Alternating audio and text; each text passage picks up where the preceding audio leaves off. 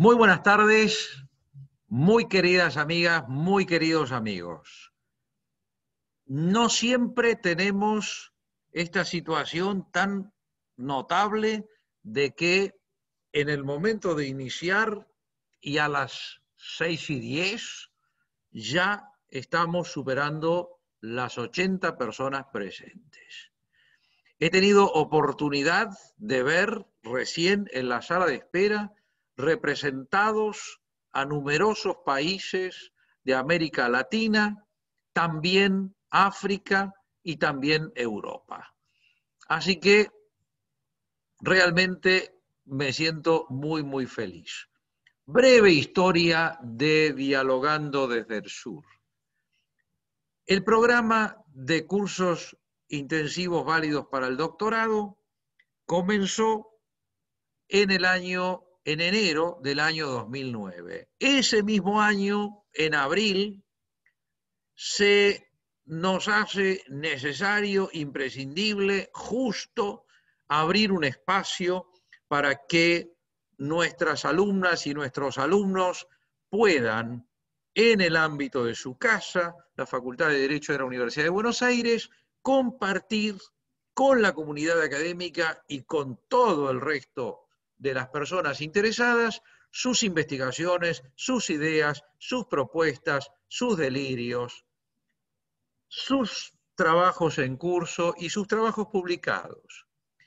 Y lo llamamos El Sur tiene la palabra. Empezamos todo muy bien, luego al año siguiente tuvimos un problema. ¿Por qué? Porque un querido alumno mexicano se enojó. Se enojó porque dijo, ¿cómo es esto que el sur tiene la palabra? México no es el sur y yo también quiero tener la palabra. Y le dijimos, tiene usted razón. Y entonces le pusimos, Latinoamérica tiene la palabra. Y estuvimos todo bien y al año siguiente tuvimos un problema. ¿Por qué tuvimos un problema? Porque vino un querido alumno de Angola y dijo, ¿cómo es esto? Me siento excluido. Porque dicen Latinoamérica tiene la palabra, yo soy africano, yo no integro Latinoamérica, pero yo también quiero tener la palabra. Entonces, no me sirve. Entonces, yo me declaré vencido y propuse a toda la gente que integraba en ese momento la comunidad de estudiantes de nuestro programa que le fijaran un nombre al programa. Y yo propuse uno que me pareció el mejor, que me pareció excelente, que me pareció brillante e insuperable y que no fue votado. En cambio, fue votado uno que propuso un estudiante y quedó ese. Y ese se llama Dialogando desde el Sur. La idea de este alumno fue, que dicho sea de paso ya es doctor ahora, la idea de este alumno fue que no importa quiénes seamos, siempre estaremos dialogando desde el sur. No importa que seamos del norte, no importa que seamos japoneses, que seamos africanos, que seamos árabes, que seamos de Canadá, siempre dialogaremos desde el sur. Así que se han ido cumpliendo una enorme cantidad de reuniones de este ciclo. En determinado momento se aproximó una profesora y me hizo un planteo. Dijo, Ricardo, yo publiqué un libro y yo lo quiero presentar en Dialogando desde el Sur. Digo, bueno, pero Dialogando desde el Sur es para los alumnos. ¿Por qué? Entonces me siento muy discriminada. Y dijimos, no, está bien, que presente su trabajo entonces en el ciclo. Y a partir de ese momento, muchos profesores, el suscripto incluido, hemos presentado libros gracias a la generosidad de nuestros queridos alumnos y alumnas en el ciclo Dialogando desde el Sur, que la verdad ha generado a su vez una cantidad de publicaciones conjuntas, algunas publicaciones son periódicas, tienen ya muchos números, hace pocos días hemos presentado el número 12 de la revista Latinoamérica y el Derecho en Exposición, luego tenemos la revista Reflexiones sobre Derecho Latinoamericano, tenemos una cantidad de publicaciones que han surgido a partir de este ciclo. La verdad, si ustedes me dijeran que hace 12 años, cuando soñamos con el querido y siempre recordado decano Atilio Alterini, con el querido profesor Lucas Bettendorf, soñamos este programa, jamás nos imaginamos que iba a tener corolarios tan fecundos y realmente tan extraordinarios como este que estamos compartiendo ahora. Entonces, muy bienvenidas y muy bienvenidos. Voy a pasar la palabra. Le tengo que reiniciar el micrófono, espero que lo reinicie Laura.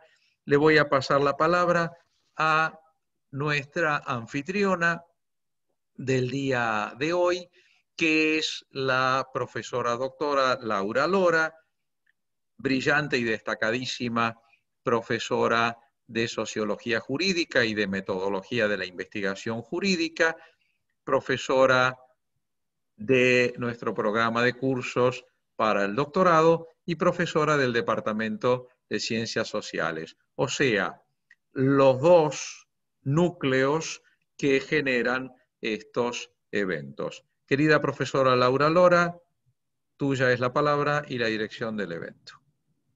Bueno, Ricardo, muchísimas gracias. Muy buenas tardes a todos, muy bienvenidos a esta nueva actividad del ciclo Dialogando desde el Sur.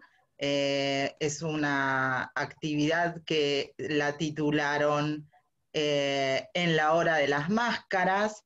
Quiero agradecer, antes de avanzar en la presentación y en el desarrollo de la actividad, muy especialmente al director del Departamento de Ciencias Sociales y a la vicedirectora, la doctora Andrea Gastrón, al igual que al director del Departamento de Posgrado, el doctor Leandro Vergara, por distinguirme y darme la posibilidad de coordinar estos eventos. Como decía Ricardo, en el marco de los ciclos de Dialogando desde el Sur se presentan libros y yo he tenido la oportunidad de presentar 2 de mis libros. La presentación en realidad la ha hecho la doctora Andrea Gastrón, también colega en el campo de la sociología jurídica. Las dos nos dedicamos y amamos esta disciplina, la sociología jurídica, que nos permite dictar también los cursos de Derecho y Sociedad. Bueno, en esta ocasión están previstas 4 exposiciones que tienen que ver con temas muy actuales que se están debatiendo respecto de cuál es el objeto de estudio de la sociología jurídica. Por ejemplo, si siguen siendo las sociedades nacionales, las sociedades modernas, o tenemos que hablar de sociedades digitales, o de qué tipo de sociedades se están desarrollando en estos momentos. Así que estas 4 exposiciones que se van a presentar en el día de hoy tienen que ver con temas que abordan dimensiones políticas, sociales, por lo que veo de los títulos acá, y jurídicas de lo que yo denomino sociedades digitales. Así que, bueno, muy bienvenidos nuevamente a todos.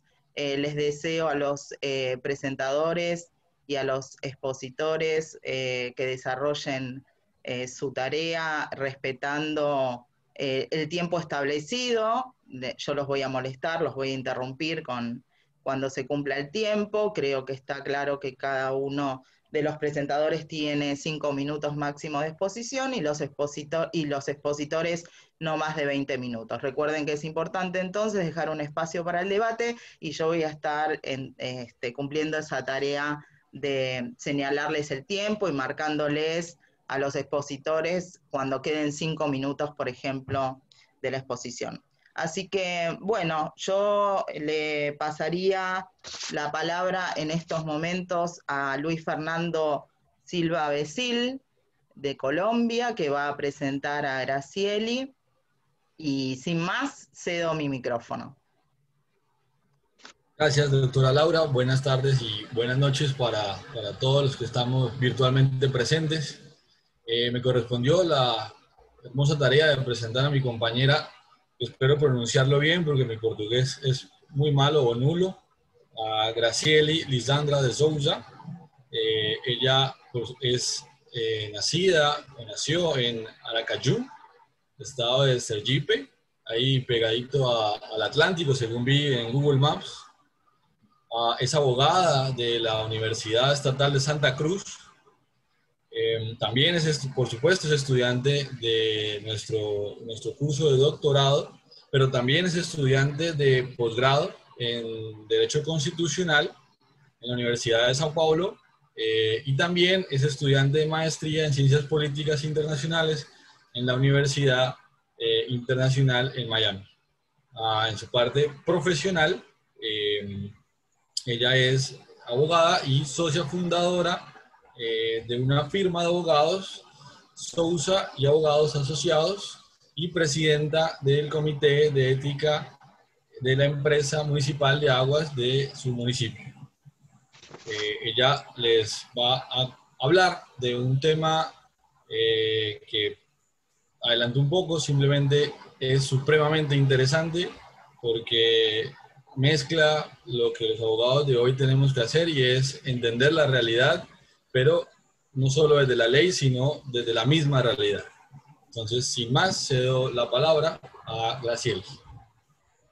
Muchas gracias por su presentación, noble colega Luis Fernando Beccio. Es un honor ser presentada a este tan digno evento por un estimado jurista desde Colombia, país que aún no he tenido el privilegio de conocer personalmente, pero está en mis planes, luego que pase esta pandemia, y donde ya tengo muchos queridos amigos y queridas amigas. Esta es la belleza de la virtualidad después de todo. Además, buenas noches desde Brasil. Quiero agradecer de antemano a la Facultad de Derecho de Buenos Aires, al Departamento de Ciencias Sociales, a la querida profesora doctora Laura Lora, por la coordinación de este evento, a la querida vicedirectora del programa de posgrado, profesora doctora Andrea Gastrón, y al querido director del Departamento de Posgrado, profesor doctor Ricardo Rabinovich, que es esta persona tan iluminada que desborda conocimiento por donde va y que habla no solo a nuestro continente, sino para el mundo entero, siendo este link que conecta tanta gente con el objetivo de desarrollar una cultura jurídica sin fronteras. Mil gracias, profesor doctor Ricardo Rabinovich, por esta oportunidad de hablar ante una audiencia tan calificada. En primer lugar, pido disculpas por mi portuñol, porque no hablo muy bien en castellano, pero intentaré hablar lo más despacio posible para la mayor cantidad de personas pueda entender. Yo hablaré hoy de la conectividad como política pública y los daños de la exclusión digital académica en tiempos de pandemia. Pues bien, la desigualdad social es una realidad planteada en toda Sudamérica y ha hecho aún más explícita como una herida abierta en tiempos de COVID-19. Según el entendimiento de la UNESCO, la educación es el único elemento que puede corregir el déficit social y político humanitario en las sociedades contemporáneas. En materia de pobreza extrema y posibilidad de movilidad social, la calidad y el acceso a la educación es un instrumento fundamental en la búsqueda de la equidad necesaria. En la investigación para esta ponencia nos enfocamos en la situación de 3 de los países contenidos en el CONESUR: Colombia, Argentina y Brasil. Cabe señalar que el derecho de la educación está contenido en el artículo 67 de la Constitución Política de Colombia, así como en el artículo 6 de la Constitución de la República Federativa de Brasil. Mientras que en Argentina, con la reforma llevada a cabo en 1994, se inserta en el texto constitucional la llamada nueva cláusula del progreso, concebida como una de las facultades reconocidas al Parlamento, que expresa en su artículo 75, inciso 19, la necesaria provisión de educación pública estatal y la autonomía de las universidades nacionales, además de las dificultades existentes en la educación presencial. El aislamiento social impuesto por COVID-19 abrió aún más la brecha entre los estratos sociales más ricos y la población marginalizada. Mientras tanto, la educación virtual se ha posicionado como la alternativa más efectiva en vista de la necesaria continuación de estudios sumados a la prevención del contagio. Sin embargo, esta sustitución de métodos amplifica una realidad cruel.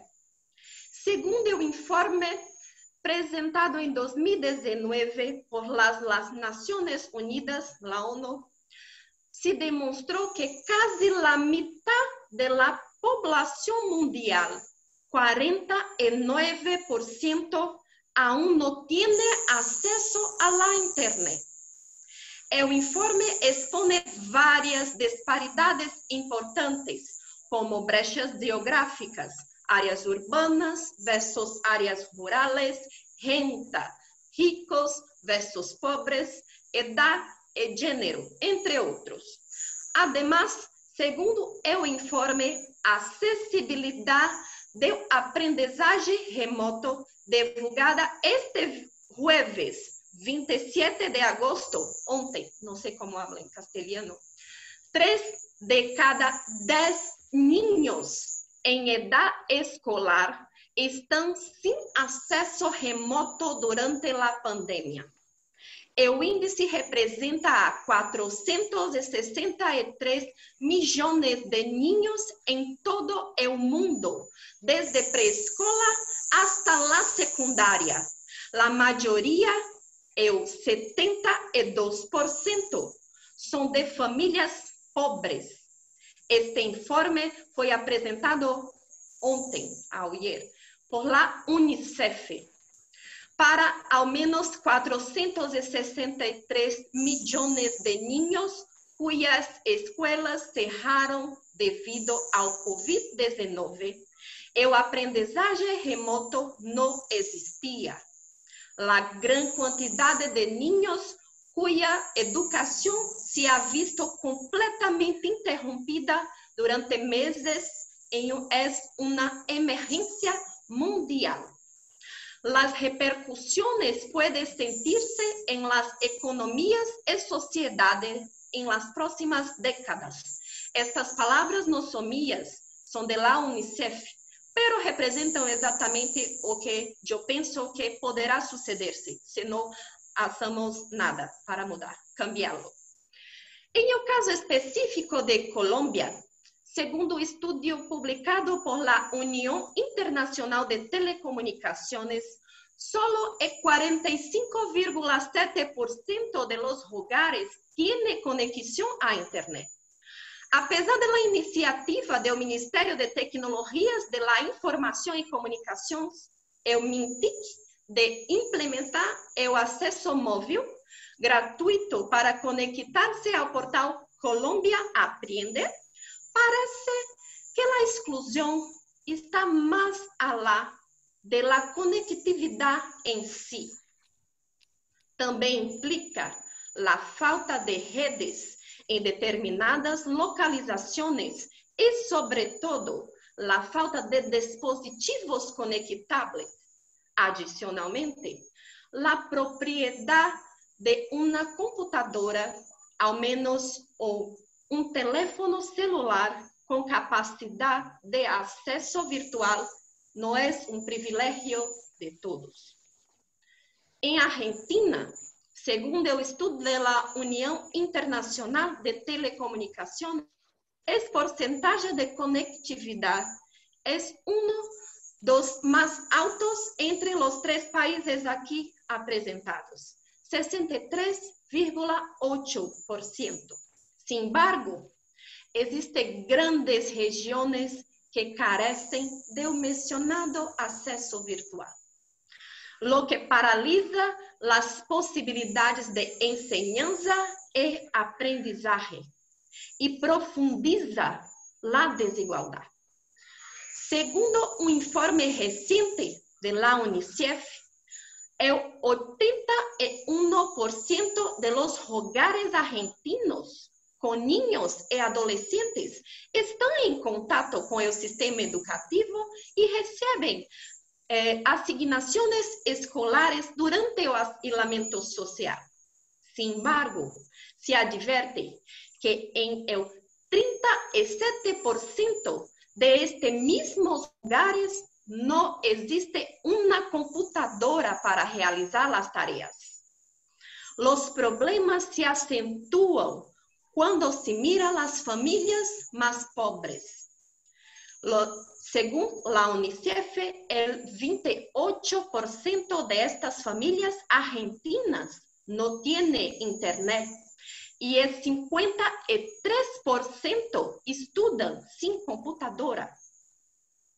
Para tratar de equilibrar de alguma maneira esta triste equação, o governo implementou opções através da rádio e da televisão públicas. Pero é claro que dichos meios não oferecem a mesma dinâmica que o universo online, que já se encontra em desvantagem frente à ensinança presencial.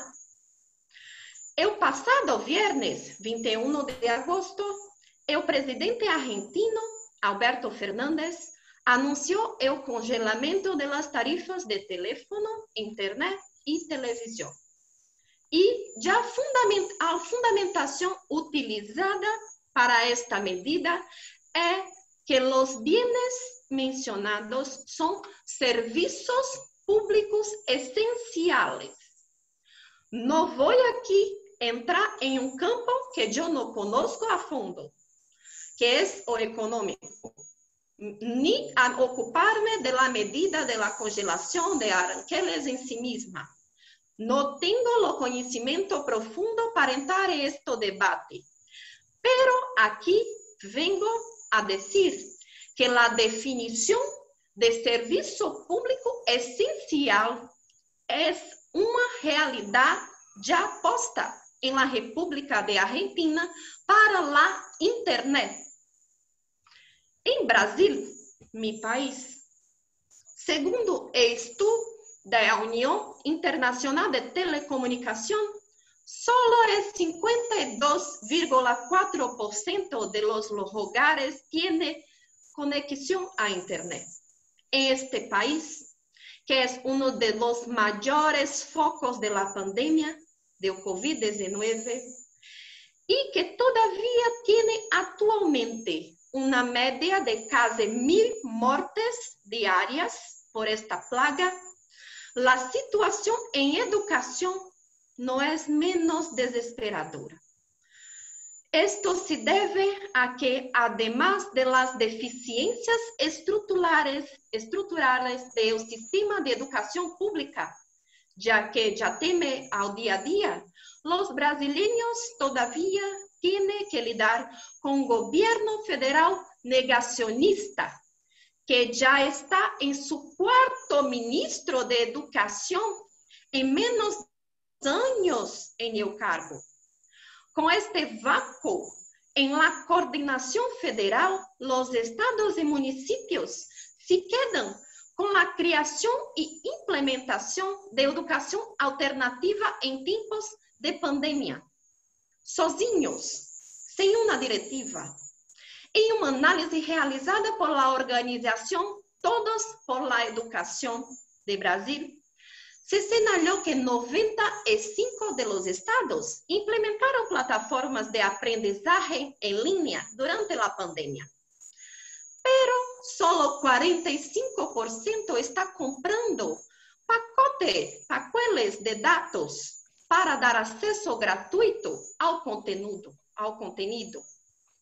Em definitiva, em um momento em que o mundo virtual é cada vez mais onipresente e essencial para uma experiência e vivência digna, as perdas provocadas por la brecha digital, por la exclusão digital, se multiplicam exponencialmente cada dia. Então, não há maneira de falar de progresso e redução de desigualdade sem a implementação efetiva de la conectividade como política pública que o Estado deve brindar a quienes não estão em condições de fazê-lo. Este se deve a que, sem acesso a esta ferramenta acadêmica essencial, o direito fundamental à educação não se materializa. E estas pessoas que já estão em grande parte marginalizadas pela sociedade são ainda mais incapazes de elevar-se a um nível de maior comodidade e dignidade. É, portanto, dever do Estado actuar por la maior celeridade possível, a fim de brindar a paridade mínima de armas a estas pessoas antes los desafios que se le imponen. Por eso... Gracieli, 5 minutos. Ok. Ya estoy a terminar. Bien. Por eso digo acá que es innegable, amigos, que imaginas hoy realizando tus tareas diarias sin acceso a internet? Bueno, tenemos el privilegio de no vivir una realidad como esta. Pero, lamentablemente, este no es un escenario para casi 3.822 millones de personas, 3 billones de personas, según los datos de las Naciones Unidas. La exclusión digital es una realidad posta. Y la demanda de conhecimento e acesso ao mundo digital não só se expande ao mercado, à academia, mas também ao mercado laboral atual. São nossos niños que estão sendo colocados à margem da sociedade, lesados de ter uma educação completa, acesso essencial a seu desenvolvimento. E trago essa realidade e este questionamento a esta audiencia tan calificada de juristas de todas las partes del globo. Como dicen las palabras, y ya encerrando, de Gary Ebert, si no yo, entonces, ¿quién? Si no ahora, entonces, ¿cuándo? Tenemos que pegar esta situación y pensar en las alternativas para solucionarlas. Muy buenas gracias a todos y todas. Felicitaciones, Gracieli, por tu exposición. Muy interesante, muy bien abordada en términos metodológicos. Felicitaciones. Después los comentarios y las preguntas vendrán al final, pero no quiero dejar de decirte que me pareció muy buena. Muy bueno tu trabajo. Felicitaciones. A continuación, entonces, le voy a pasar la palabra a Ulises Nelson Medina Álvarez, representante de Chile, que va a presentar a Alejandro Raúl Mogrovejo Gavilanes de Ecuador. Ulises, tienes la palabra y el micrófono a disposición. Muchas gracias, profesor. Estimadas amigas y amigos, en primer lugar, es un placer saludarlos en esta nueva jornada de Dialogando desde el Sur, la que bien lleva por nombre en la hora de las máscaras, por la delicada situación que estamos viviendo en Latinoamérica y el mundo entero a propósito de la pandemia COVID-19, donde la visión crítica del contexto social es primordial, en especial desde las disciplinas jurídicas que estudiamos y practicamos en nuestras vidas. En esta ocasión, tengo el honor de presentar a mi compañero Alejandro Raúl Mogrovejo Gavilanes, quien desde nuestra hermana patria ecuatoriana viene a ilustrarnos a través de la exposición de un tema sumamente importante y que en Latinoamérica nos ha preocupado bastante: los procesos electorales en el contexto de la emergencia mundial por la pandemia del COVID-19. Alejandro ha tenido una destacada labor dentro del Ministerio del Trabajo de la República del Ecuador, desempeñándose ahí hace más de 5 años, ocupando diversos cargos, tales como analista de absolución de consultas, asesor jurídico de la Dirección Regional del Trabajo y Servicio Público de Cuenca, director regional del Trabajo y de Servicio Público de Cuenca, y juez de Coactiva. Esta nutrida labor nos demuestra su profunda vocación de servicio público. Respecto a su formación académica, Alejandro es abogado y licenciado en Ciencias Políticas y Sociales de la Universidad de Cuenca, siendo especialista superior en Derecho Procesal General de la Universidad Andina Simón Bolívar, y tiene una maestría en Derecho Constitucional con mención en Derecho Procesal Constitucional de la Universidad Católica de Cuenca. Alejandro, por lo tanto, con un profundo conocimiento teórico y práctico, nos expone un tema público que nos preocupa a todos los latinoamericanos, en especial a aquellos que habitamos países que nos encontramos próximos a elecciones y plebiscitos, por el delicado contexto sanitario y social que estamos viviendo. Por estos motivos, lo que Alejandro nos quiere exponer en esta ocasión debe preocuparnos a todos los latinoamericanos sin excepción alguna. Por lo tanto, no desaprovechemos la valiosa información que nos quiere entregar. Sin más preámbulos, reitero el honor y el placer de presentar a un gran colega, amigo y compañero, muy querido por todos. Desde Ecuador, dejo con ustedes a don Alejandro Mogrovejo. Muchas gracias. Muchas gracias, estimado Ulises. Te agradezco esas palabras inmerecidas. Aprovecho la oportunidad para enviarles un cordial saludo desde Ecuador, tanto al cuerpo docente como a los compañeros y compañeras de la Universidad de Buenos Aires y a los asistentes a este evento. También quiero aprovechar la oportunidad para agradecer el espacio que me han sabido brindar para hacer esta exposición en torno a los procesos electorales, relacionando este tema con la emergencia mundial por la pandemia del COVID-19. De donde debe resaltarse que la importancia de las elecciones periódicas, justas, confiables y competitivas se reconoce como uno de los instrumentos procedimentales que tienen las democracias contemporáneas, ya que si bien la democracia no queda reducida solo a los procesos electorales, estos son uno de los mecanismos que tienen los ciudadanos para ejercer su poder de intervenir en las decisiones políticas mediante la elección de sus gobernantes y sus representantes, ya sea ratificándolos a través de la aprobación de sus acciones o revocando su mandato para abrir paso a otro tipo de propuestas y políticas de gobierno. De ahí que la periodicidad y certeza de los resultados electorales sean algunos de los elementos que consolidan la democracia, no solo como una forma de gobierno, sino también como un modo de vida de una sociedad fundada en un Estado de Derecho y en el respeto de los derechos humanos. Esta reflexión constitucional se hace necesaria, ya que con el objeto de garantizar la efectividad y vigencia del derecho de participación, varios países que tenían programados procesos electorales han tenido que adoptar, frente a la propagación del COVID-19, diversas acciones y medidas para contener el virus, como es el cambio de fecha, el aplazamiento indefinido o suspensión de los procesos electorales o el planteamiento de diversas propuestas de implementación de métodos de votación alternativos diferentes a los métodos presenciales, como la votación segmentada, es decir, en varios días, o la votación híbrida, en la que una parte de la población asiste presencialmente y otra sufraga por Internet,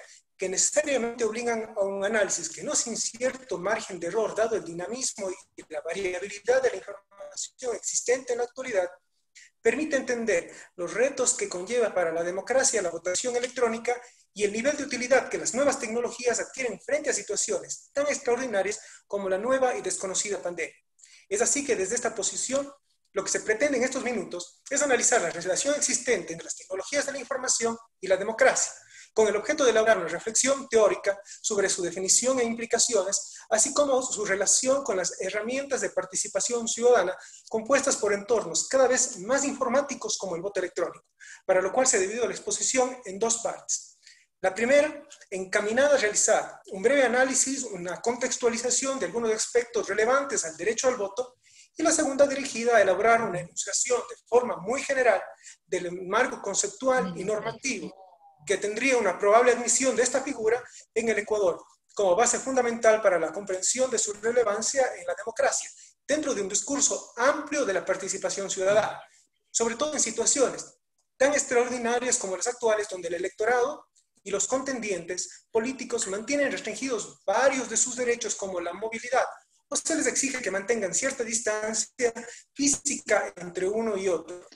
Así, una vez delimitado el campo de estudio de esta exposición, previamente analizar la eficacia de la opción del voto electrónico y su ejercicio en la democracia representativa durante una pandemia viral como es el COVID-19, es necesario partir de una contextualización del derecho del voto como un derecho constitucional, que goza en el caso ecuatoriano de una tutela reforzada a través de la reserva de ley orgánica y la acción ordinaria de protección, conocida en Argentina como el recurso de amparo o en Brasil como el mandato de aseguranza, por cuanto esta idea lleva implícita la obligación que tienen los estados no solo de proteger, fomentar y auspiciar el derecho al sufragio como uno de los más altos deberes que tiene el Estado en base a su obligación de respetar y hacer respetar los derechos garantizados en la Constitución, sino también por esta especial característica permite vincular la efectividad y aplicación del sufragio a la noción de ciudadanía digital como fundamento de la democracia, de la denominada democracia representativa y el Estado constitucional, que en el caso ecuatoriano se configura bajo la forma de un Estado constitucional de derechos y de justicia. Sobre todo si consideramos que el voto en cualquiera de sus manifestaciones, haciendo una especial referencia a los procesos electorales, al ser un mecanismo de activación de los sistemas de la democracia representativa y de la participación ciudadana, llámese consulta popular, referéndum, consulta previa, libre, informada, revocatoria de mandato, no solo debe ser entendido desde una exclusiva forma de ejercicio presencial al sufragio, donde el papel y el contacto físico es uno de los elementos importantes del derecho de participación ciudadana, sino como un verdadero derecho de participación que, dadas las actuales circunstancias, requiere para su efectiva aplicación de la coexistencia entre sus características tradicionales con los mecanismos tecnológicos, con el objeto de evitar las posibles desviaciones de la voluntad de los electores. De ahí que esta naturaleza constitucional del derecho al voto y la posible opción ciudadana de sufragar en los procesos electorales mediante las modernas tecnologías distantes a los mecanismos tradicionales en medio de una crisis sanitaria que el 28 de agosto del 2020 deja alrededor de 6.500 personas fallecidas en el Ecuador con diagnóstico confirmado de COVID-19, es lo que precisamente plantea la necesidad de analizar estas modernas definiciones y novedosas instituciones jurídico-electorales, como el voto electrónico, sus características, que en la actualidad, dada la brecha digital, tienen una proyección muy diversa, tanto en el ordenamiento jurídico constitucional ecuatoriano, como en diversos sistemas jurídico-políticos de otros países, debido a la ausencia de normas y políticas públicas eficaces para solucionar estos problemas concretos. Así, frente a la necesidad de implementación de estos mecanismos informáticos desde el contexto ecuatoriano, los principales desafíos y responsabilidades que se plantean no solo estarían relacionados a su aplicación operativa, sino también a la inexistente regulación ordinaria y constitucional, pues si bien existen ciertas resoluciones del Consejo Nacional Electoral dentro del marco de la Ley Orgánica Electoral y de Organizaciones Políticas que recogen algunas garantías consagradas en la Constitución del Ecuador respecto del voto universal, igual, directo, secreto y escrutado públicamente, en realidad estas normas obedecen a situaciones tan particulares como los procesos de sufragio, escrutinio y transmisión del voto electrónico que fueron desarrollados el 23 de febrero del 2014 en las provincias de Azuay y Santo Domingo de los Táchiras, que difícilmente podrían servir de parámetros reales para una elección estatal en estas circunstancias. Pues de celebrarse procesos electorales bajo esta situación, bajo estas circunstancias que en su momento fueron consideradas normales, Su aplicación no solo conllevaría un alto grado de riesgo para la salud de los votantes, junto con lo de los trabajadores electorales, sino que además evidenciaría esta tendencia equivocada del legislador ecuatoriano de subordinar el voto informático a la creación de actos normativos sobre las leyes orgánicas a las que se encuentra reservada la regulación de las cuestiones de régimen electoral desde el punto de vista de la técnica legislativa, debido al rompimiento de la jerarquía normativa, la actitud de los partidos y movimientos políticos frente al tema y la imposibilidad de crear acuerdos al interior del órgano legislativo. En este punto, sin embargo, es importante también señalar que si bien no existe conjuntamente en la Constitución de la República una exigencia expresa de usar las tecnologías para ejercer el derecho al voto y la democracia electrónica, su aplicación, por lo menos en el sistema jurídico ecuatoriano, podría derivarse de los mandatos de eficacia y democracia del gobierno, de acceso universal a las tecnologías de información y comunicación, así como de la dimensión objetiva de varios derechos constitucionales como el derecho al voto y de participación en general, el derecho de petición, el libre acceso a la información, la libertad de expresión, la libre participación en la educación, en el derecho a la buena administración, que en su conjunto exteriorizan los principios jurídicos de la democracia y la participación ciudadana, al conceder un papel importante a los nuevos instrumentos tecnológicos como herramientas de comunicación y, claro está, para la realización de voto electrónico, el cual a su vez es un método de las variadas formas de democracia y participación ciudadana. De ahí que, ante el riesgo de celebrar una elección mediante el voto presencial en una casilla electoral con los peligros potenciales para la salud que lleva a juntar a varias personas en un espacio confinado, y frente al deber que tiene el Estado de respetar y hacer respetar los derechos garantizados en la Constitución, la oportunidad que la democracia electrónica brinda al proceso democrático puede ser resumida en lo referente a su mayor acceso, en especial para las personas mayores y los grupos vulnerables, las posibilidades de consulta y retroalimentación entre gobernantes y ciudadanos, la mejora de los niveles de transparencia y acceso a la información, pero también en una adecuada aplicación de las tecnologías de información al proceso democrático y de participación política. Todo lo cual hace posible destacar el nivel de utilidad que las nuevas tecnologías de la información han adquirido ante la preocupación de la sociedad civil y de forma individual del ciudadano digital por temas que no necesariamente estaban incluidos en la agenda política de los estados hasta hace un tiempo, como el riesgo de que los gobiernos en turno, frente a la oportunidad que tienen los ciudadanos para remover y reemplazar a un representante o a una autoridad, actúen de manera unilateral a su favor posponiendo una elección, o al menos se perciba una acción para su beneficio, ya que a través de una función básica de la democracia, como es la deliberación y el contraste de opiniones, y su vinculación con las modernas tecnologías, que han facilitado la superación de la brecha digital, se abre un extenso abanico de posibilidades para el fortalecimiento de la transparencia y la aplicación de la participación ciudadana.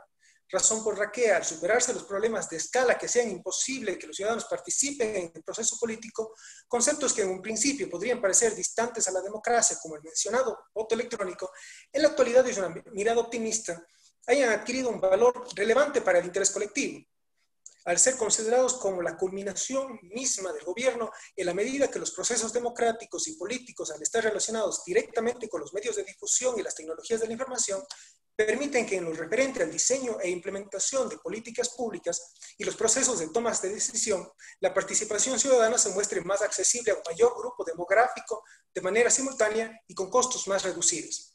En este punto, sin embargo, a pesar del notable avance que las tecnologías de la información son capaces de aportar al debate de la democracia, es importante señalar que su paulatina implementación ha compartido el complejo camino de modernización del sistema electoral ecuatoriano, así como los problemas generados en relación a la limpieza digital, la protección de los datos personales, las violaciones a los bienes jurídicos tutelados de la intimidad y privacidad, la falta de voluntad política de las mayorías parlamentarias o el insuficiente respaldo económico del Poder Ejecutivo, por lo que a las ventajas que conllevaría la realización de manera segura una elección por medios alternativos durante la pandemia viral, deberán también sumarse a este complicado escenario con el objeto de garantizar la autonomía de las organizaciones electorales, la transparencia y agilidad del proceso electoral, así como la participación y la representación de todos los sectores de la sociedad, este complicado escenario con la finalidad de que la elección no parezca conformada por unos grupos más que por otros. Pues aunque las elecciones digitales de manera masiva podrían convertirse en la solución inmediata para evitar aglomeraciones que eventualmente podrían generar peligrosos brotes de coronavirus, Y en la nueva herramienta del futuro, lo cierto es que aún falta mucho para una implementación segura. Sobre todo si consideramos que celebrar una elección por medios alternativos durante una pandemia podría limitar este aspecto de representación dentro de la democracia, al generarse esta percepción de reducción de afluencia que a su vez debilita la legitimidad de la contienda debido a una posible participación desigual, en la que es menos probable que una parte de los ciudadanos voten si están más preocupados por su salud o la salud de sus familiares. Más aún, dado el creciente Alejandro, rechazo... te voy a interrumpir recordándote que te quedan 5 minutos. Dice, doctor. Más aún, dado este creciente rechazo de la ciudadanía, que los ha tildado de ser mecanismos que no han permitido solucionar los problemas del abstencionismo electoral, la desconfianza de los electores y que incluso han generado otras complicaciones como la rapidez de la comunicación electrónica frente al debate riguroso, el riesgo de acceso a la información por parte de las grandes empresas, la estandarización y la superabundancia de información no comprobada, cuya máxima expresión se conoce con el anglicismo fake news, y que tienen las campañas por redes sociales hitos históricos en manipular los procesos electorales, y la posibilidad de un mayor conocimiento y control por parte del gobierno sobre las preferencias ciudadanas. Los que se pueden sumar otros conflictos, haciendo referencia a lo que manifestaba el doctor Jorge Berchón, algunos problemas ya debatidos en la doctrina, como los relacionados a los datos de carácter personal y las violaciones a los bienes jurídicos tutelados en la intimidad y la privacidad, que en muchos casos pueden ser confrontados con otros bienes jurídicos como la libertad de expresión, la prohibición de censura y la libertad de prensa. En todo caso, creo que la tecnología, si bien ha llegado para quedarse, es importante señalar que esto requerirá de un marco normativo y también de unas políticas públicas adecuadas que permitan su implicación de la mejor manera en beneficio de la democracia y la participación ciudadana. Muchas gracias. Bueno, felicitaciones, Alejandro. Gracias por el respeto del uso del tiempo. Y qué interesante, ¿no? Todo lo que estamos escuchando, las tecnologías, las brechas que se generan en los espacios educativos, el uso de las tecnologías en los espacios de la política. Y ahora nos vamos a ver qué pasa con el uso de las tecnologías ante situaciones que involucran la vida privada, digamos que en el ámbito doméstico, como está previsto trabajar, o como plantea Gideone Mauricio da Silva Melo a través de su trabajo Violencia Doméstica en Tiempos Pandémicos. Así que voy a ceder la palabra a Stephen Eric González Rado de Perú, que va a presentar a Gideone de Brasil. Paso la palabra entonces para Stephen. Stephen, tenés el micrófono abierto. Muchas gracias, profesora Laura Noemí. Muchas gracias, profesor Ricardo, por permitirme estar una vez más acá en este espacio de Logrando del Sur, muy nuestro. Yo he tenido la oportunidad de estar en este espacio de las 3 formas posibles en las que se puede estar, ¿no? Como ponente, presentando un libro, y ahora presentando también a una colega. Esas cosas maravillosas solo pueden pasar por obra y gracia del profesor Ricardo, ¿no? Yo le tengo un gran cariño, un gran respeto, y ahora que he estado llevando unos cursos libres con él sobre el delito, abordaje histórico-cultural, reafirmo mi creencia de que es mucho más importante darle esa visión a la teoría del delito o a los procesos de criminalización que una visión normativa alejada de la humanidad, ¿no? Yo lo digo y lo voy a decir siempre, yo prefiero una clase del profesor Ricardo hablando sobre historia del delito que una clase de normativismo penal dictada por un renombrado penalista europeo, ¿no? Mi agradecimiento es infinito al profesor Ricardo. Yo le debo bastante al profesor Ricardo. Y bueno, me toca presentar a la colega Gideone Melo, que es de Brasil. Para nosotros los que cultivamos la tendencia crítica de la teoría del castigo o del derecho penal, Brasil es un país muy importante por muchas cosas, y sobre todo porque al fines del siglo XIX, mientras estaba en auge el positivismo criminológico en Brasil, desde la escuela de Recife, Tobías Barreto nos enseñaba ya a criticar la pena y a ser cautos con respecto a esta. Decía pues que buscarle la legitimidad a la pena era como buscarle la legitimidad a la guerra, ¿no? Ese era Tobías Barreto, muy nuestro, muy latinoamericano, y se le puso al frente a los terribles discursos de Nina Rodríguez, ¿no? Y bueno, Gideoni, yo estoy seguro que va a tener esa impronta con su tema con respecto al enfoque sobre la violencia doméstica en tiempos de pandemia. Estoy seguro que va a ser es una digna heredera del discurso crítico de Tobías Barreto. Y bueno, Gideoni es abogada por la Universidad Católica de Minas Gerais y licenciada en Pedagogía por la Universidad Federal Fluminense del Estado de Río de Janeiro. Abogada militar en Derecho Civil, específicamente en Derecho de Familia, ejerciendo la función de asistencia jurídica gratuita a los hiposuficientes durante 14 años en el municipio de Grajaú, del estado de Maranhão, Brasil. Se resalta su calidad humana de la colega. Especialista en Derecho de Familia por la Pontificia Universidad Católica de Minas Gerais y posgrado en Derecho Público por el Instituto Damasio de Jesús en Sao Paulo. Cursa la maestría en Cultura Jurídica en la Universidad de Girona y es estudiante regular de los cursos intensivos válidos para el doctorado de la Universidad de Buenos Aires. Reitero mi agradecimiento y Gideoni, el auditorio es suyo. Muchas gracias. Muchas gracias, querido y belo amigo Eric. Gracias, profesor Ricardo Rabinovich, por ter me concedido, Eric, como mi presentación. Muy belo. Gracias. Boa noite a todos virtualmente presentes. Quero agradecer o carinho do professor Ricardo Rabinovich, como sempre, pessoa muito querida. Ficará para sempre em meu coração. As professoras coordenadoras Andrea Gastron e Laura Loura, a atenção de mis maestros de la UBA aqui presentes, e a presença de colegas neste momento através do Zoom. Realizarei um breve informe reflexivo sobre a violência doméstica em tempos de pandemia. Com permisso, apresentarei um enfoque em português, mas tentarei falar despacito para melhor entendimento. Sabemos que a violência doméstica é um problema de toda a sociedade.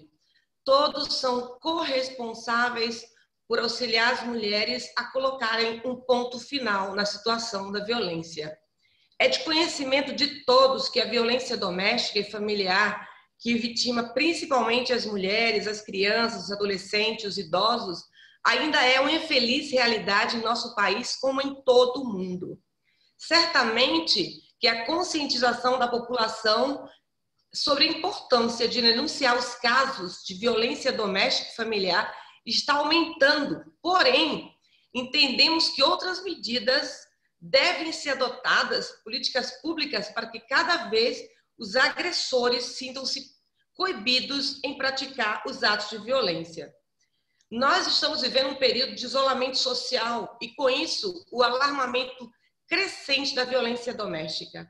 Sem dúvida que, com as medidas de isolamento social, para quem pode ficar em casa, governo em todo mundo relata o aumento das denúncias de violência doméstica.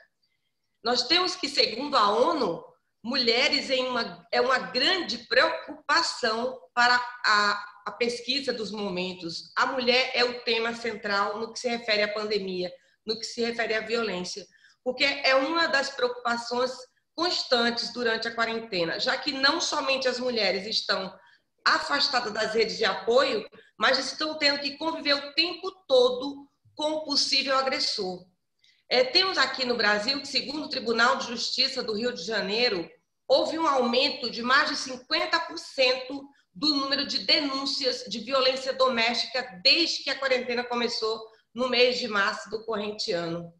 No Brasil, nós temos a Lei Federal 11.340 de 2006, que é a Lei Maria da Penha, que coloca como um dever do poder público, da família e da sociedade, criar as condições necessárias para o efetivo exercício pelas mulheres dos seus direitos à vida, segurança, saúde, dignidade, respeito, segundo o artigo 3º da própria lei.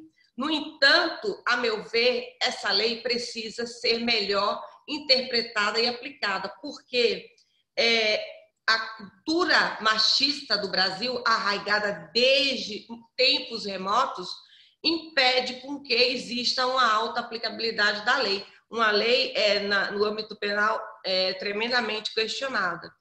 Muito recentemente, houve um levantamento do Fórum Brasileiro de Segurança Pública, em parceria com a empresa Decode, feita por um pedido do Banco Mundial, que revelou que 431% dos relatos das brigas de casal por vizinhos em redes sociais desde abril deste ano, desde fevereiro até abril desse ano. Então, segundo essa pesquisa, os órgãos de segurança de 12 estados do Brasil são casos de feminicídio que aumentaram em 22% de março até abril. E houve também uma queda nos boletins de ocorrência. E por que houve uma queda nos boletins de ocorrência? Porque as mulheres passaram a ter dificuldade de irem até a delegacia registrarem esses boletins de ocorrência. Notadamente também porque a grande maioria das mulheres não registra os boletins justamente temendo por suas vidas e dos seus filhos. No entanto, muitas das vezes, tementes por suas vidas, elas deixam de registrar o boletim e, do mesmo modo, caem nas garras do agressor. Em abril, quando o isolamento social imposto pela pandemia já durava mais de um mês, a quantidade de denúncias de violência contra a mulher foi recebida num salto de 40% em relação ao mesmo mês do ano passado, 2019. Isso segundo dados do Ministério da Mulher, da Família e dos Direitos Humanos. Então, apesar desse volume de denúncias, o aumento da violência doméstica, ela escapa das estatísticas dos órgãos de segurança pública, porque a razão é o isolamento do convívio social. A vítima, ela fica refém do agressor e impedida de fazer um boletim de ocorrência. A queda, então, houve nos boletins e a promotora de justiça do Estado de São Paulo, Valéria Scaranzi, ela é coordenadora do núcleo de gênero do Ministério do Estado de São Paulo e ela diz que isso aconteceu justamente em razão desse período da pandemia, do afastamento do agressor e da vítima com a sociedade. Então, diante das dificuldades de se pedir socorro, estão surgindo várias iniciativas de canais silenciosos de denúncia. Recentemente, o Conselho Nacional de Justiça no Brasil, o CNJ, lançou a campanha Sinal Vermelho. A campanha Sinal Vermelho é uma forma silenciosa de colocar um X vermelho de batom na mão, ir até uma farmácia cadastrada e procurar com o atendente para que ele visualize que ela está passando por perigo. Diante disso, a pessoa que atendeu na farmácia, nas farmácias credenciadas, entra em contato com a polícia para tentar socorrer aquela pessoa. Então, é uma atitude, é uma campanha silenciosa para tentar ajudar essas mulheres vítimas de violência nesse período de pandemia. Então, a pandemia de violência doméstica contra a mulher se tornou também um problema global, mundial, assim como a própria Covid-2019. E é por isso que as ações para se enfrentar o problema, elas extrapolam as fronteiras dos países. Tanto é que o Instituto Avon da Argentina, do Grupo Natura CO, por exemplo, teve a ideia de fazer uma campanha global, isoladas sim, sozinhas nunca, para todas as marcas da companhia. Uma atitude, é uma campanha em prol das mulheres que sofrem violência doméstica. Ocorre, no entanto, que existem fatores de risco que funcionam como faíscas para detonar a violência pré-existente. Isolamento da vítima, maior controle do homem sobre a mulher, aumento do consumo de álcool e de droga e problemas econômicos. Esses fatores fazem com que a violência exploda e que o homem fique mais ainda agressivo. Então, é inegável que o isolamento social necessário da Covid-19 se tornou um fator agravante para o aumento da violência doméstica, principalmente pelo convívio ininterrupto do agressor, atrelado à instabilidade financeira do momento ao isolamento, que garante uma falsa sensação de impunidade, já que a mulher não terá contato com outras pessoas que podem perceber a agressão e o denunciar. Então, o isolamento, a partir do momento que viabiliza a situação da Covid, propicia mais ainda a situação de violência em relação à mulher. O Brasil, há que se ressaltar, é o 5º país no mundo no ranking de violência contra a mulher. a maioria dos casos ocorre no ambiente familiar. E com a pandemia do Covid, o número de vítimas tem aumentado a cada dia. Não por culpa do isolamento, mas sim por culpa da postura machista e covarde de parte dos homens. Se faz necessário, portanto, uma reflexão individual para que possamos mudar de alguma forma esse cenário, quer seja por meio de qualquer tipo de denúncia, quer seja por qualquer tipo de campanha. Por fonte da agência da Câmara de Notícias, que entrou em vigor no último dia 8/7, a Lei 10.022, essa assegura o pleno funcionamento durante a pandemia de órgãos de atendimento à mulher, criança, adolescente, idosos e cidadãos deficientes no âmbito da convivência e da violência doméstica. No entanto, frise-se, a aplicabilidade da lei por si só não vai ser autoaplicável, notadamente em razão das dificuldades no atendimento à mulher. No entanto, eu particularmente entendo que a lei por si só não basta e se mostra ineficiente. Necessário se faz um enfrentamento à cultura machista e patriarcal por meio de políticas públicas transversais que atuem modificando a discriminação e a incompreensão de que os direitos das mulheres são direitos humanos. Modificar a cultura da subordinação de gênero requer uma ação conjugada. Nos programas escolares, por exemplo, a inclusão da dimensão gênero, mostrando como a hierarquia existe na cultura da subordinação da mulher em relação ao homem, traz esse desequilíbrio de ordens, mas a escola não pode ficar isolada de um processo amplo de transformação para alcançar a equidade de gênero. O que pode fazer uma professora de qualquer nível da escola educacional se ela própria, coitada, por vezes chega a ser violentada? O que pode ensinar um professor que é violador? Os dois lados da questão. O que pode fazer a escola se estiver desligada de um processo de transformação cultural? As políticas públicas transversais, visando o mesmo objetivo de equidade entre homens e mulheres, tal qual a Constituição Federal, constitui um caminho para alterar a violência em geral e de gênero em particular.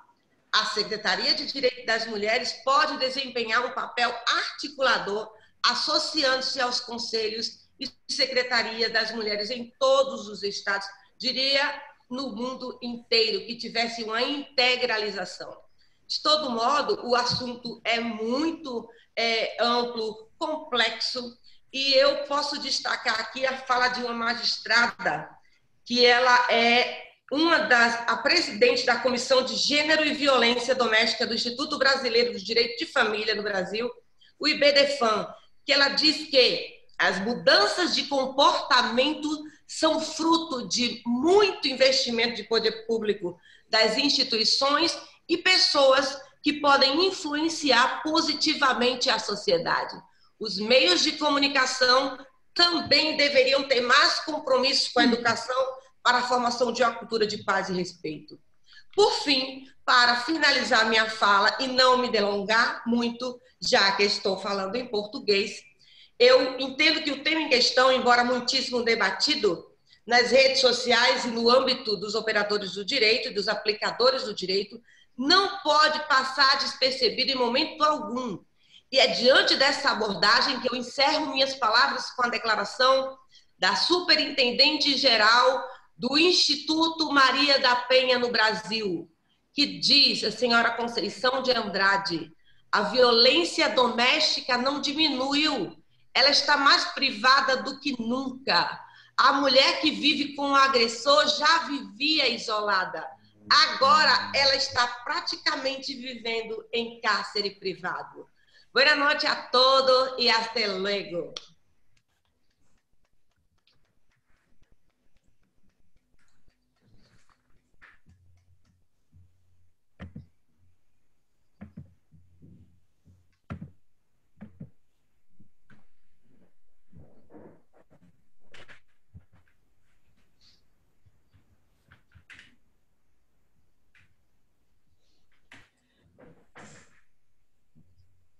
Profesor, voy a Andrea, voy yo.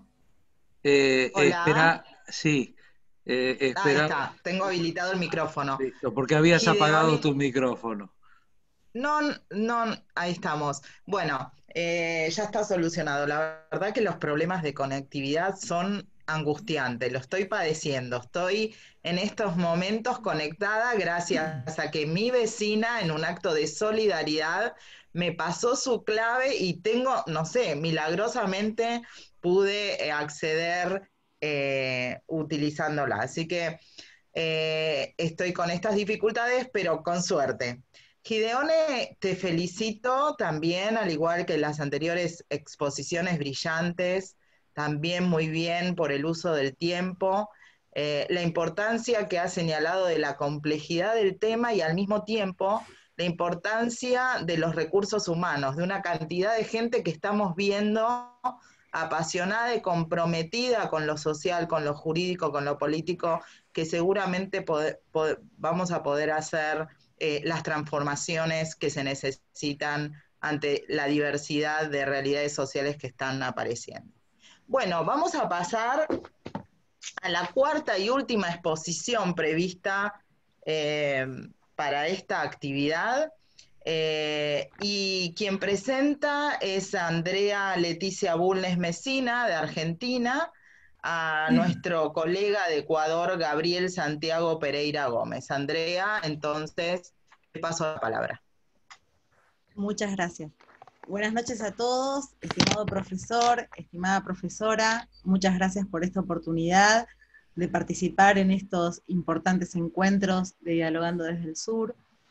Estos espacios son necesarios para el intercambio entre colegas de todo el mundo, y creo que es una manera de generar el cambio que tanto necesitamos para mejorar nuestra humanidad. Así que muy agradecidas, profesores, por esto. Estimados compañeros y profesores de este hermoso programa, estimados amigos, a continuación vamos a escuchar a nuestro colega y amigo Gabriel Santiago Pereira Gómez. Desde Ecuador nos va a hablar sobre la suspensión de los plazos en procesos judiciales debido a la pandemia del coronavirus. Gabriel nació en Machala, es capital administrativa de la provincia del Oro, situada al sur de Ecuador, en la región litoral o la costa. Gabriel se desempeña como agente fiscal en la Fiscalía Provincial del Oro, es abogado, egresado de la Universidad Técnica de Machala, es alumno de este programa, y nuestro compañero ha tenido una interesante trayectoria académica, ha obtenido los títulos de magíster en Derecho Penal y Criminología, y de especialista en Derecho Penal y Justicia Indígena, en la Universidad Regional Autónoma de los Andes, Universidad Católica de Cuenca. También ha obtenido el título de especialista en Derecho Procesal Penal y un diploma superior en Educación para la Paz en la Universidad Técnica Particular de Loja. Así que bueno, nuestro amigo nos va a hablar entonces sobre la suspensión de los plazos en procesos judiciales debido a la pandemia del coronavirus. Adelante, Gabriel. Muchas gracias, estimada Andrea. Muy buenas tardes, muy buenas noches a los compañeros presentes en este ciclo de conferencias Dialogando desde el Sur. Muy buenas tardes, gracias al doctor Ricardo y a la doctora Laura Lora por coordinar este evento. Bueno, como ustedes saben, iniciando este año, el año 2020, estábamos en una normalidad, ¿verdad? Empezamos el año aparentemente bien, ¿verdad? Pero resulta que ya se venía hablando de una pandemia, de un virus que se originó en China. Aparentemente fue notificado el 31 de diciembre del 2019 a la Organización Mundial de la Salud de que existía un nuevo virus que se llamaba COVID-19. Esa realidad para nosotros parecía muy lejana, ¿verdad? En nuestro país, en Latinoamérica, en Ecuador, en Argentina, en Colombia, en Perú. Parecía muy lejana. Decía, bueno, está pasando en China, no pasa nada, ¿verdad? Pero ¿qué es lo que pasa? En el mes de febrero, especialmente aquí en el Ecuador, vino desde España el primer caso de coronavirus.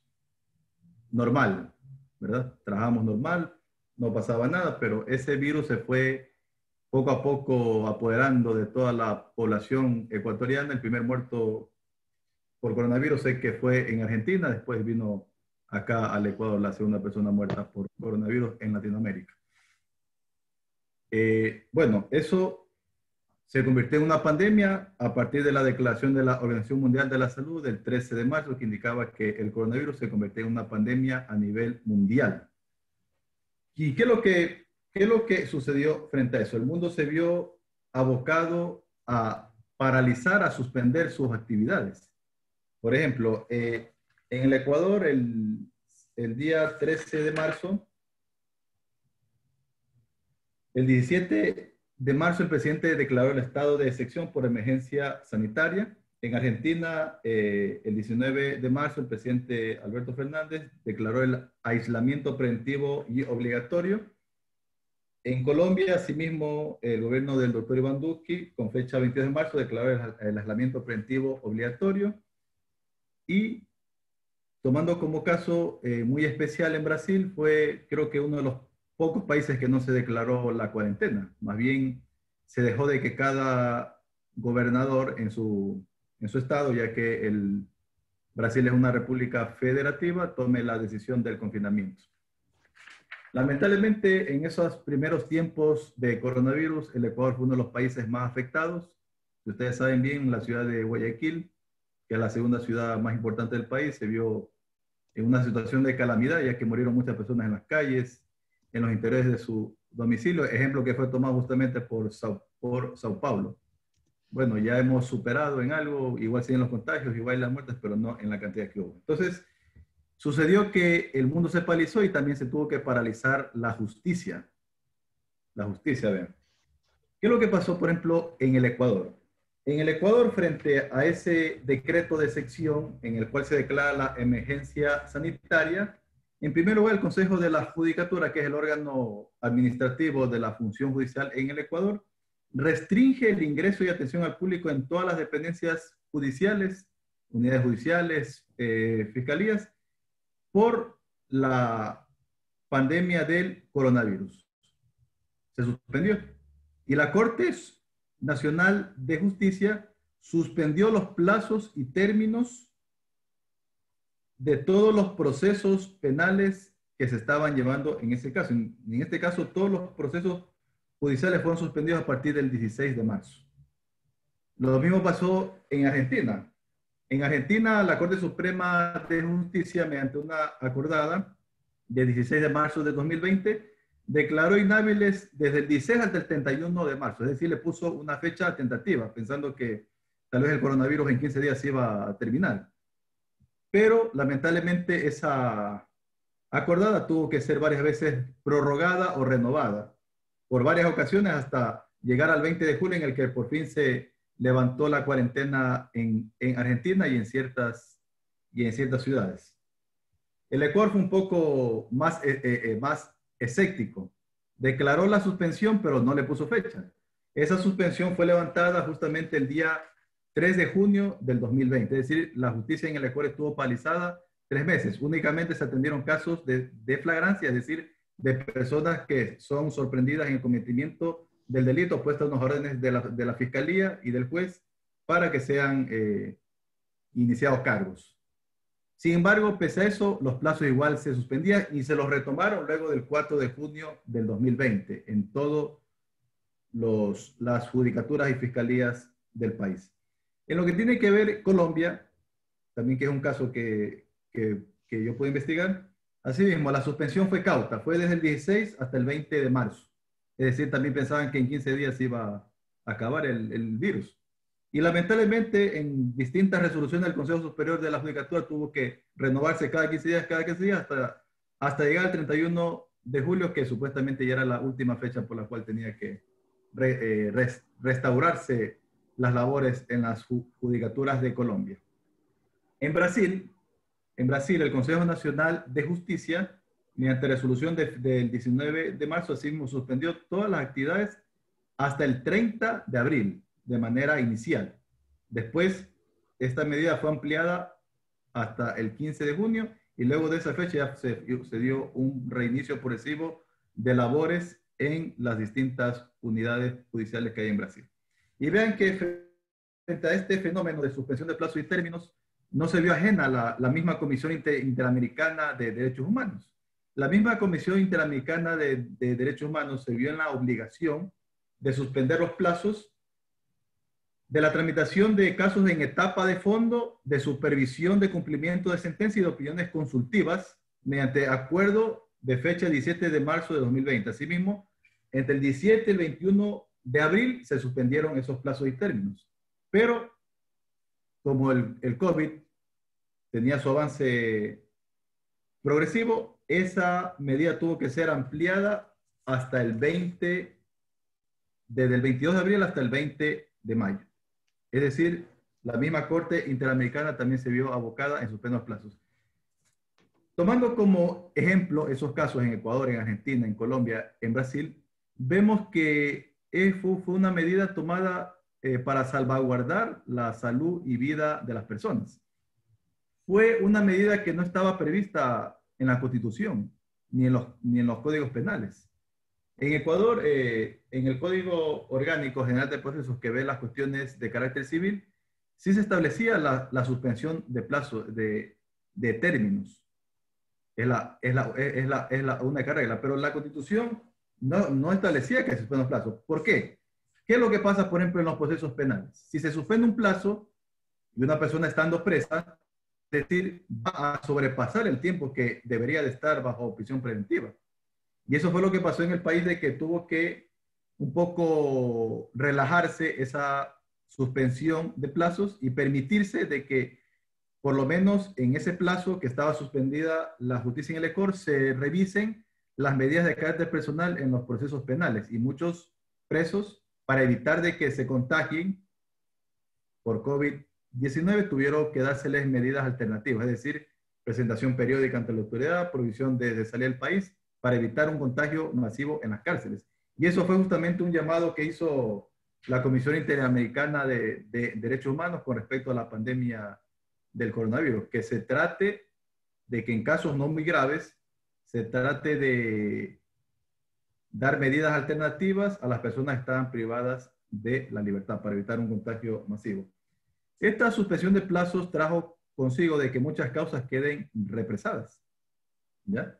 Hay muchas causas que quedaron represadas. Cuando volvimos a trabajar acá en el Ecuador, nos encontramos con investigaciones que había que abrir, instrucciones fiscales que habían que tramitar, audiencias de juicio que habían que continuar.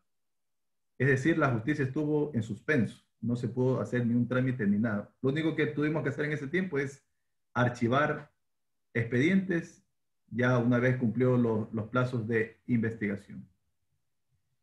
Yo considero que esta medida que se tomó por parte de estos países que fueron tomados como casos para suspender los plazos y términos de los procesos judiciales, considero que es una medida, a mi parecer, inconstitucional, ya que no se preveía en ninguna constitución, en ninguna ley, la suspensión de plazos, más aún en procesos penales, donde está en juego la libertad de una persona. Tal vez en un proceso civil, en un proceso laboral, administrativo, se puede suspender plazos, se puede esperar, pero en cuestión penal, ustedes conocen bien, los que trabajan en el área penal, no se puede jugar con la libertad de las personas. Y lamentablemente muchas personas siguen, después del año, en el Ecuador la prisión preventiva solamente dura un año, y si es que se pasa el año, simplemente tiene que ser puesta en libertad esa persona, siempre y cuando ese año no sea producto de dilaciones o de jugadas que haga el sistema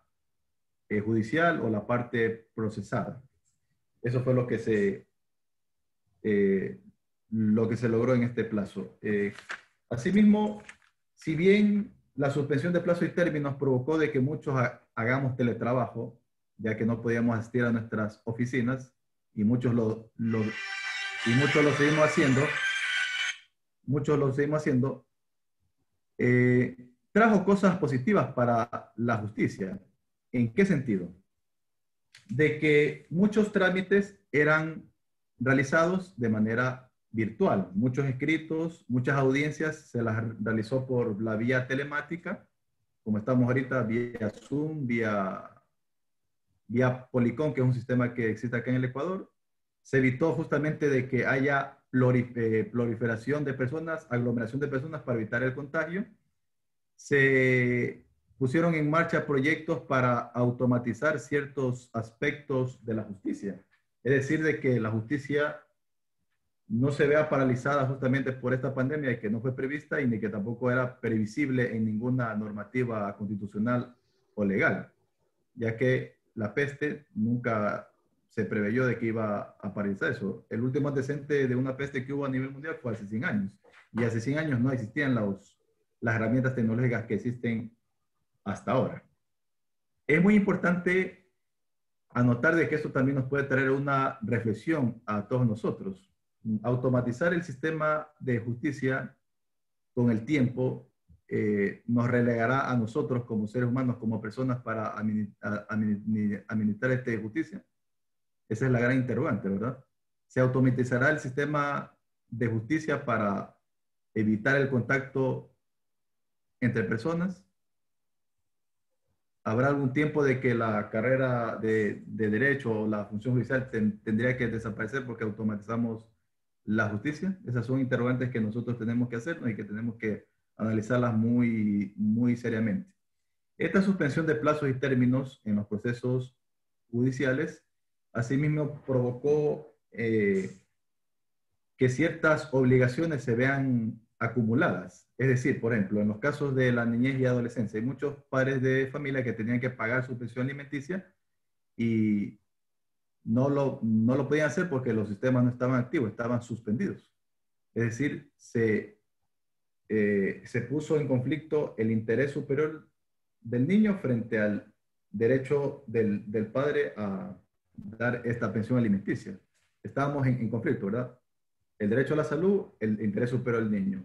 Las personas no pueden salir, no pueden pagar, se vio perjudicada la persona que presta alimentos. Lamentablemente, la pandemia supuestamente nos iba a hacer cambiar, ¿verdad? Pero en el Ecuador, lamentablemente, no solamente hubo la pandemia del coronavirus, sino también la pandemia de la corrupción. Lamentablemente afloraron muchos casos de corrupción justamente en el tiempo que estaba suspendida la justicia. Y fue justamente un llamado de la fiscal general del Estado de que se levante esa suspensión porque eso no permitía iniciar investigaciones o instituciones fiscales en contra de funcionarios que están involucrados en actos de corrupción y que esa situación no es ajena en ningún caso, ¿verdad?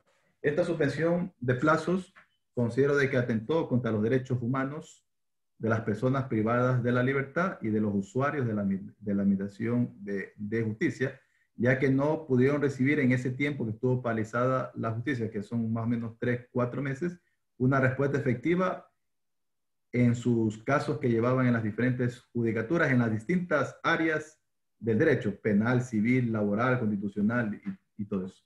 Inclusive, la misma Corte Constitucional tuvo que llamar la atención al Consejo de la Judicatura aquí en el país, porque se pretendía también suspender los plazos de las acciones constitucionales.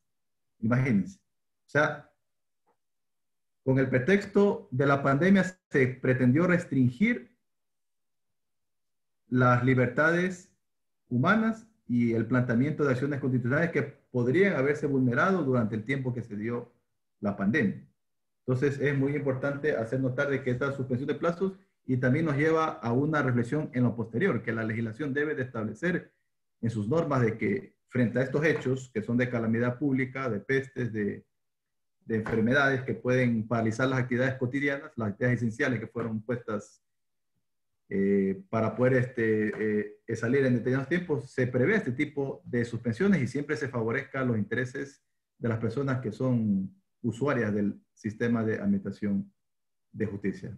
Bueno, hasta ahí mi intervención. Yo creo que no he completado los intentos, pero estamos ahí. Gracias. Felicitaciones, Gabriel, también por el uso del tiempo. Un gran tema, ¿no? Entramos en el espacio y de la administración de justicia, ¿no? Algunas dimensiones que tienen que ver con administrar justicia.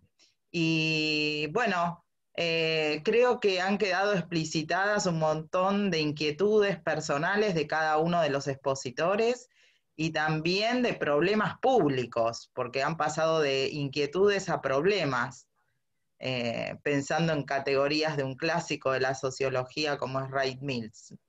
Así que, bueno, creo que deberíamos abrir el espacio para el debate, para los comentarios, para las preguntas, reflexiones que cada uno quiera compartir o hacer en estos 20 minutos que nos quedan. Así que no sé si quieren levantar la mano, hacer uso. Con tu Sí. perdón, profesora, Sí. quisiera agregar que por favor pedimos, en homenaje a los 4 expositores que han sido muy, muy buenos manejadores del tiempo, pedimos que las intervenciones no sean conferencias. El que quiere dar una conferencia lo propone y tendrá su espacio para dar conferencia. Pedimos por favor que las intervenciones sean muy breves y también le pedimos a los expositores cuando respondan que también sea de la misma manera su respuesta. Caso contrario, vamos a tener que cortar micrófono, lo cual es muy feo y muy desagradable. La primera palabra pedida es de Alcides Bermúdez Garzón, entonces le damos la palabra a profesora. ¿Puede activar micrófono, Alcides? Buenas tardes a todos y felicitaciones a los expositores porque pues tocaron en puntos álgidos de nuestra convivencia y en Colombia pues también sufrimos esta circunstancia en la parte judicial. Hoy hablamos de justicia virtual y estamos trabajando así en la parte del litigante. Yo soy litigante también y docente universitario. Entonces le pregunto al doctor Pereira, que hablaba que es que no estaba dentro de la Constitución pues toda esta situación de términos, de suspensión de términos, pero ¿cuál sería la solución entonces si la protección es a la vida de los ciudadanos y a pesar de eso pues se dieron, por ejemplo en Colombia, unas leyes extraordinarias a fin de determinar situaciones que pues coartaban derechos fundamentales como movilidad, bueno, varios. Entonces, según el doctor Pereira, él podría de pronto pues ampliarnos esto porque si no está en la Constitución, pues nosotros lo hicimos en Colombia y parece ser pues que ha dado resultado, inclusive fue mencionado por la Organización Mundial de la Salud, felicitó a nuestro presidente, pero pues yo quisiera que nos ampliara un poquito más sobre eso, porque pues sí, lógicamente nadie preveía la situación, y cuando la situación estaba en Europa, nunca pensamos que llegara acá, siempre éramos escépticos, pero llegó. Entonces, sería tan amable, doctor Pereira, se pronuncia sobre esta situación, porque pues gracias hablaba Alcides, de la por su situación constitucional. intervención y le damos entonces la palabra a Pereira para responder la inquietud e interrogante de Alcides. Bueno, compañero, muchas gracias por la pregunta. Sí, a Gabriel.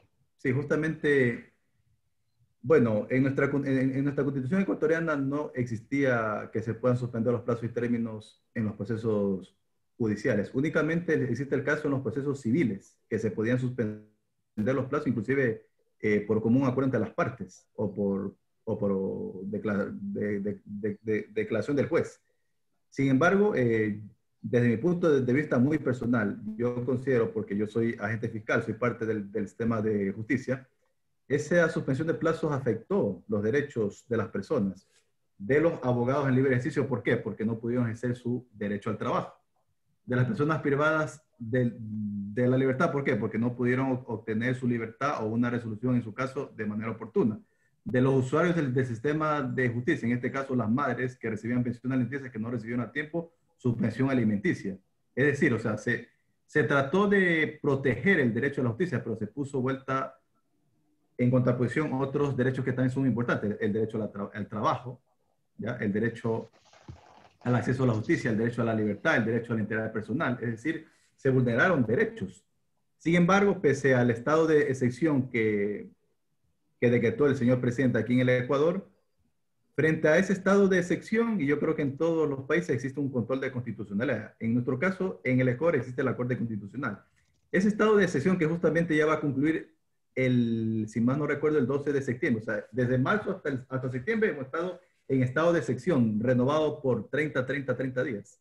Ya la Corte Constitucional le puso un alto al gobierno y le dijo, bueno, ya no podemos seguir viviendo en estado de excepción permanente, tiene que haber un límite. Y considero que si bien se lo tomó para salvaguardar el derecho a la salud y la vida de las personas, si bien se afectaron derechos, no estaba en la Constitución, pero frente a eso, las autoridades, los órganos de justicia, el órgano administrativo de justicia, tenían que tomar una decisión supuestamente para salvaguardar la entidad, pero se vieron afectados en sí derechos fundamentales, al trabajo, al acceso a la justicia, a la libertad y todo eso. No sé si eso responde bueno, a tu muchas gracias, Gabriel. Tenemos otras preguntas. Sí, Ricardo. Tenemos la profesora doctora Tania Mota de Oliveira. Tania, ya puedes activar micrófono. Bien, escúchame. Sí. Sí. Bien. Mira, homenaje. Dale, vamos. Entonces, yo pregunto a Alejandro. Alejandro, el derecho electoral, que yo soy una consejera electoral. Te pregunto, Alejandro, nosotros de América Latina y muchos países no tenemos que hacer un movimiento hasta porque el derecho de ciudadanía del voto, si no tenemos amparo electrónicos para accesar y practicar el derecho de ciudadanía. No tenemos que hacer un movimiento, mi amigo. ¿Por qué tenemos que ahí estar, siempre decir sí, sí, sí, y votar por medio electrónico? No, no, porque los excluidos no van a tener computadora. Entonces nosotros que somos representantes electorales, tenemos que en América Latina, porque tenemos medida de amparo, como en Río de Janeiro, en Brasil, que hoy hicieron impeachment. Entonces no voy a cuestionar política, no, jamás. Pero que voy a cuestionar el derecho de ciudadano de votar. ¿Por qué tenemos que estar, sí, vamos en medio electrónico a votar? Dime, mi amigo Alejandro, ¿por qué vamos siempre a estar ahí abajo? Que sí. No, tenemos amparo como impeachment, etc. Tenemos amparo legales en Argentina, en Brasil, etc. Entonces, esta es mi inquietud para la humanidad de votar por medio electrónico. Cuando todos ahí hoy están diciendo que no tenemos acceso a este medio. Esta es mi inquietud. Gracias a todos. Y Ricardo, felicito. Gracias, Tania. Gracias por tu intervención, por tu inquietud. Y bueno, dejamos el espacio para que Alejandro haga su comentario o su reflexión en relación a lo que presentó recién y expresó Tania. Alejandro. Bueno, como dije al inicio de la exposición, el voto electrónico tiene sus ventajas, pero también tiene sus desventajas, como es precisamente este tema de la brecha digital que puede generar en relación al acceso a la tecnología de la información. No obstante, una probable implementación del voto electrónico ha generado posiciones divididas. Desde los que consideran que este mecanismo solucionará todos los problemas de los procesos de votación, hasta los que piensan que su incorporación lleva implícita la posibilidad de imponer complejos y sofisticados fraudes electrónicos. No obstante, debemos ser muy claros que la tecnología es un mecanismo, no es la respuesta definitiva a todos los problemas de los sistemas de la democracia representativa y de participación ciudadana, por lo que la modernización y el uso de las tecnologías electorales representa un reto para los estados en la medida que su implementación responda siempre a una decisión soberana y al debido balance que debe existir entre la rapidez y la transparencia de la información y el acceso o el ejercicio del derecho al voto hacia los ciudadanos, hacia la ciudadanía digital, que como decía hace un momento, que son aquellas personas que ya entienden que el entorno virtual y digital en la actualidad es uno solo y por lo tanto utilizan este contexto para ejercer sus derechos como categorías tradicionales, pero con modernas tecnologías. espero que de esa forma, con esta reflexión, haya podido responder la pregunta. Gracias, Alejandro. Profesora, creo que tenemos a alguien más. La última pregunta realizada por el mecanismo que corresponde, que es el levantado de la mano, el alzado de mano, le corresponde a Salomón Alejandro Montesé Hiller, que le escuchamos. Entonces, ya puedes activar micrófono, querido Salomón.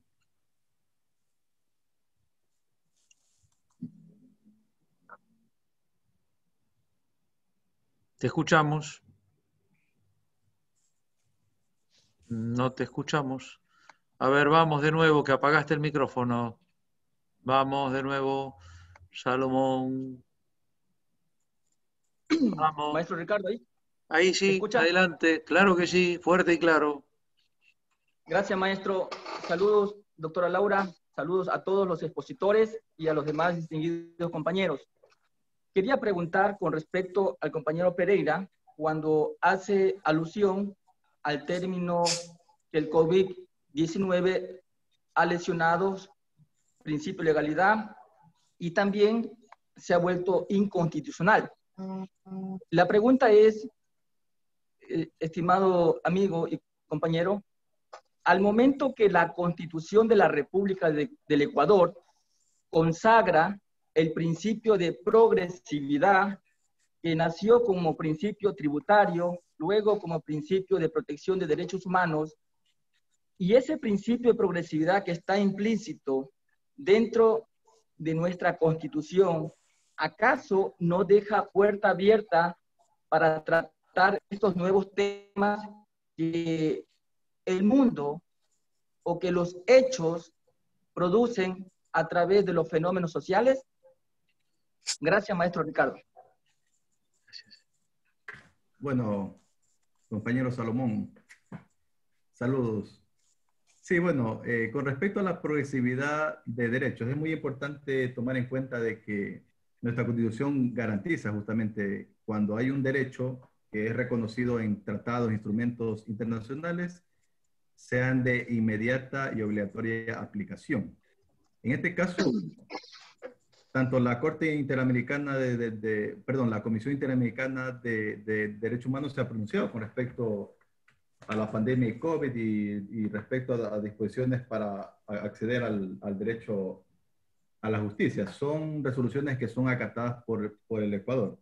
Pero bueno, mi planteamiento era con respecto a la suspensión de plazos, ¿verdad? Eso nos afectó a todos, a todo el sector de justicia, fiscales, jueces, defensores públicos, entonces es una medida que fue tomada justamente para salvaguardar la vida, pero no está garantizado en ningún convenio internacional eso.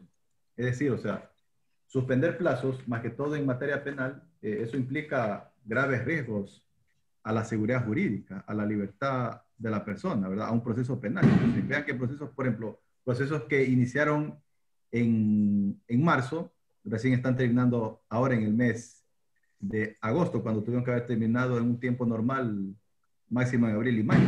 Es decir, o sea, se vio alterada la justicia por esa situación y por lo tanto existe la porosidad, pero con respecto a cuestiones de carácter de derechos humanos, de garantías hacia las personas, ¿verdad?